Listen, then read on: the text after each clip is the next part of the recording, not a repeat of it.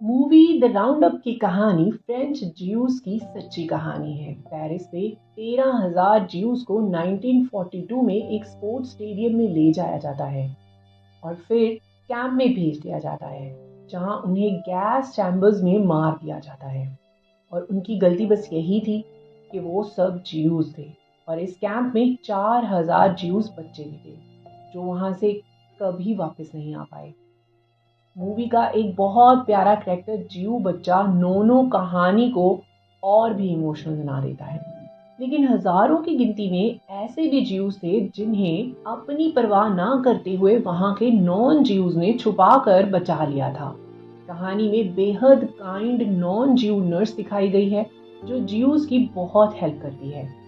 Hitler के Nazi Germans ने France पर अटैक किया और फ्रेंच आर्मी को आसानी से हरा दिया था। खुद फ्रेंच गवर्नमेंट ने पेरिस को छोड़ दिया और विशी में मूव हो गए थे। जर्मन्स ने पेरिस पर कब्जा कर लिया। अब उस समय पेरिस को जर्मन्स और कुछ फ्रेंच ऑफिशियल चला रहे थे। इन दिनों पेरिस में रहने वाले ज्यूज को येलो स्टार डेविड बैज पहनना होता था, जिससे उनकी पहचान आसान हो सके। ज्यूज को कई जगह जाना और कई काम करने मना थे। कहानी की स्टार्टिंग में जो वाइजमैन कैरोसेल को बाहर से देख रहा होता है, लेकिन उसे अंदर जाने की मनाही होती है। उसके बाद ये ज्यूश बॉय भागकर अपने स्कूल चला जाता है, जहाँ एक टीचर ज्यूश बच्चों को ज्यूस के खिलाफ ही बनाए हुए फ्रेज सिखा रहा होता है। उसी समय फ्रांस गवर्नमेंट से फील्ड मार्शल फिलिप पेटन को बताया जाता है कि 1 लाख ज्यूज को कंटेनमेंट में डाला जाने वाला है।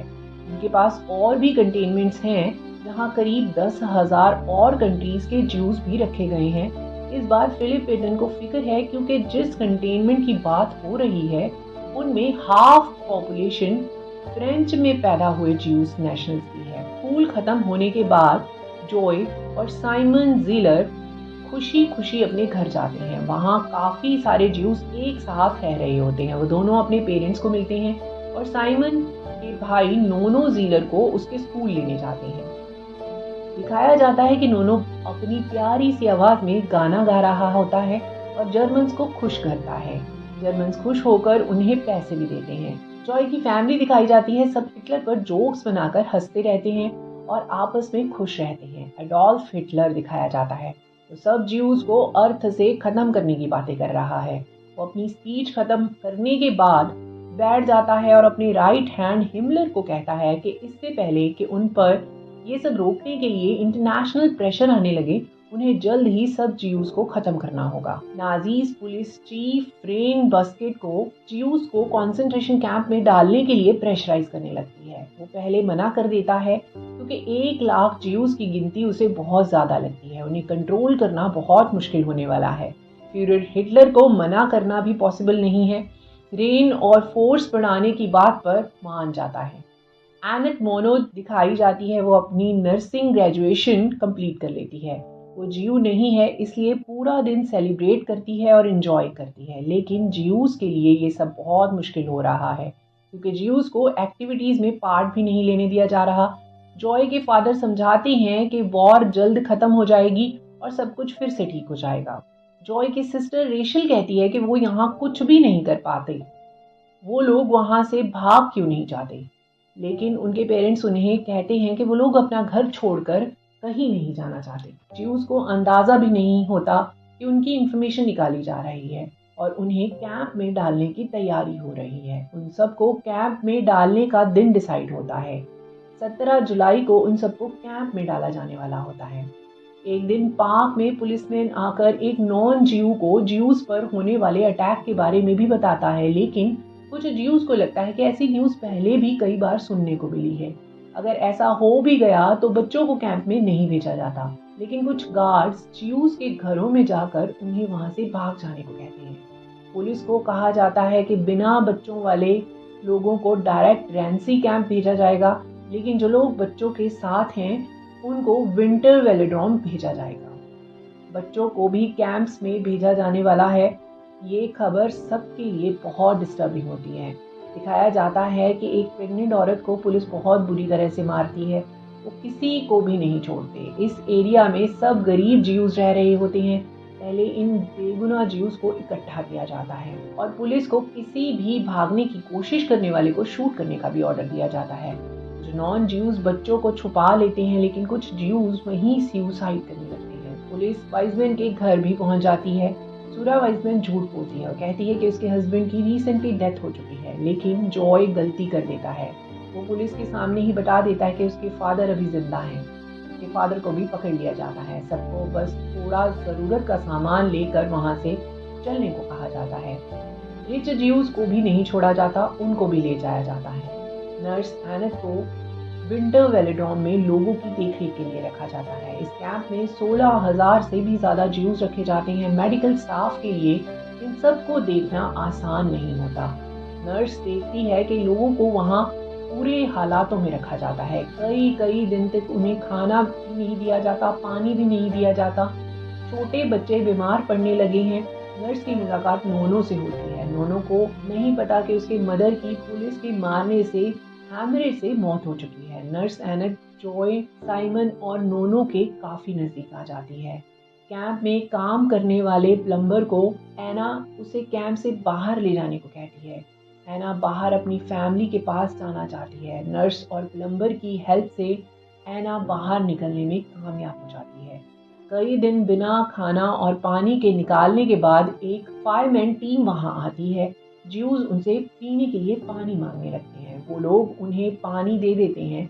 ज्यूज अपने नज़दीकियों को देने के लिए चिट्ठियां लिखकर उन्हें दे देते हैं। चीफ फायरमैन को ये सब करने की परमिशन नहीं होती, फिर भी उसे लगता है कि उन्हें ज्यूज की इस मुश्किल समय में मदद करनी चाहिए। वो अपने अंडर काम करने वालों को छुपा कर ज्यूज की चिट्ठियां पोस्ट करने को कहता है। वहां जर्मन्स आकर मेडिकल स्टाफ को बताते हैं कि कल ज्यूज को वहां से ले जाया जाने वाला है। सब जाने की तैयारी कर रहे होते हैं। एक नर्स की ज्यादा काम करने से हालत खराब होने लगती है।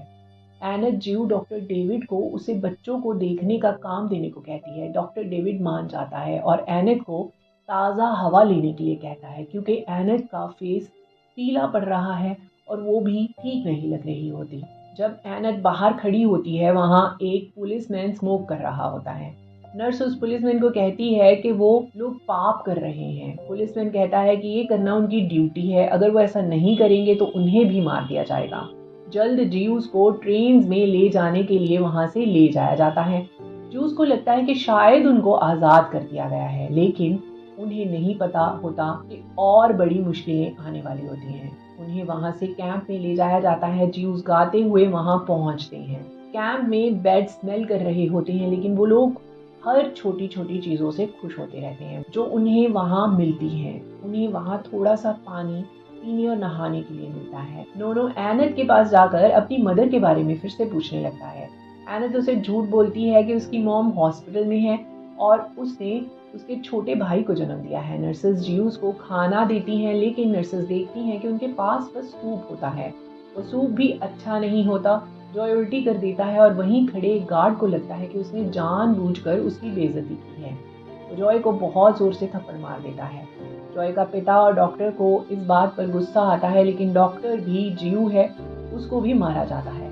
जॉय रात को इस बात के बारे में सोच रहा होता है। उसके पिता उसके पास आते हैं और कहते हैं कि उन्हें पछतावा है कि उन्होंने अपनी बेटी की पेरिस से भाग जाने की बात क्यों नहीं सुनी थी। एनेट अपने से ऊपर काम करने वालों को एक लेटर लिखती है, जिसमें वो ज्यूज के बुरे हालातों के बारे में लिखती है। नर्स ने भी वही ज्यूज का खाना 3 हफ्ते खाया है और उसका 14 पाउंड वजन कम हो गया है। डॉक्टर डेविड उसे कहता है कि उसके लेटर्स को नजरअंदाज कर दिया जाएगा, क्योंकि वो ज्यूज की हेल्प करना ही नहीं चाहते। नर्स फिर भी मदद करना चाहती है। वो एक ऑफिसर के पास चली जाती है। लोग देखते हैं कि नर्स की हालत बहुत खराब है। नर्स उनको ज्यूज के बुरे हालातों के बारे में बताती है। कैंप में एना अपनी सिस्टर और मदर को पैकेज देने आती है और कैंप में बच्चों को टॉफी स्वीट्स खाने को मिलती है। एना की मेहनत के बाद फाइनली उसकी बात सुनी जाती है और कैंप में नर्सेज और ज्यूज के लिए सूप के साथ देने के लिए केक और वेजिटेबल्स भेजे जाते हैं। थोड़ी खुशी मिलने से सब रेडियो म्यूजिक पर डांस करते हैं और जर्मन्स भी ये देख रहे होते हैं। एक गार्ड कह देता है कि ये सॉन्ग उसे पसंद है। वो ज्यूस को कुछ भी नहीं कहते। अब फिर एक सुबह उन सबको उठाकर एक और कंसंट्रेशन कैंप में ले जाया जा रहा होता है। सब ज्यूस और डॉक्टर डेविड को वहां से जाना होता है। एन कहती है कि वो भी उन लोगों की देखरेख के लिए उनके पीछे वहां आएगी, लेकिन डॉक्टर डेविड कहता है कि वो ऐसा नहीं कर सकती क्योंकि इस कैंप में सिर्फ ज्यूस को ही ले जाया जा रहा है। ज्यूस की कीमती चीजें उनसे ली जाने लगती हैं। कुछ ज्यूस लड़कियां अपने गहने टॉयलेट में फेंक देती हैं। वो चाहती हैं कि कीमती सामान के लिए जर्मन्स को टॉयलेट में हाथ डालना पड़े। एक लड़की को अपने कपड़ों में पैसे छुपाने के लिए गार्ड बहुत मारता है। बाकी सब उस लड़की को मार खाते देख रहे होते हैं। बाकी सबसे जबरदस्ती उनकी कीमती चीजें ले ली जाती हैं। अब उन्हें कहा जाता है कि अडल्ट्स को वो कैंप में भेजा जाएगा, इसलिए बच्चों को उनकी माओ से अलग कर दिया जाता है। सच्चाई कुछ और होती है। बहुत सारे ज्यूस को हर रोज मारा जा रहा होता है। उन सबको एक ही टाइम पर हैंडल करना मुश्किल हो रहा था। सब ज्यूस बच्चों के लिए प्रोटेस्ट स्टार्ट कर देते हैं, लेकिन उन सबको गन फायर से वहां से हटा दिया जाता है और जबरदस्ती बच्चों से अलग कर दिया जाता है। एनेट और नर्सेस बच्चों का ख्याल रखती हैं। जॉय अब साइमन और नोनो के साथ वहां से भागना चाहता है। खाना कम खाने से साइमन को हर्निया है। वो कहता है कि वो नोनो को लेकर वहां से नहीं भाग पाएगा। बाद में जॉय और जोसेफ कोवन नाम का बच्चा नर्सेस, एनेट और बाकी सबकी हेल्प से वहां से भाग जाते हैं। अब वहां से बच्चों को ले जाना शुरू किया जाता है। अब वो लोग बीमार बच्चों को भी वहां से ले जा रहे होते हैं। एनेट उनको रोकती है, लेकिन वो ज्यादा काम करने से और माहौल में स्ट्रेस के चलते बेहोश हो जाती है। बच्चों को ट्रेन में ले जाया जाता है। डॉक्टर जूस एनेट का ख्याल रखता है। वो एनेट को सब सच्चाई बता देता है। उन बच्चों को भी उनके माता पिता की तरह वहां से मारने के लिए ले जाया जा रहा होता है। एनेट ये सुनकर परेशान हो जाती है। वो कमजोरी में भी बच्चों को बचाने साइकिल पर जाती है, लेकिन वो लेट हो जाती है। उसे वहां नोनो की डॉल मिलती है। ट्रेन को वहां से ले जाया जाता है। ट्रैक पर भागते जॉय और जोसेफ बच्चों से भरी ट्रेन को देख लेते हैं। रुककर वो भी उन सबको ट्रेन में जाते आखिरी बार देखते रहते हैं। एक साल बीत जाने के बाद जून 1945 में पेरिस नाजी से आजाद हो जाता है। एनेट अभी भी नर्स की जॉब करती है।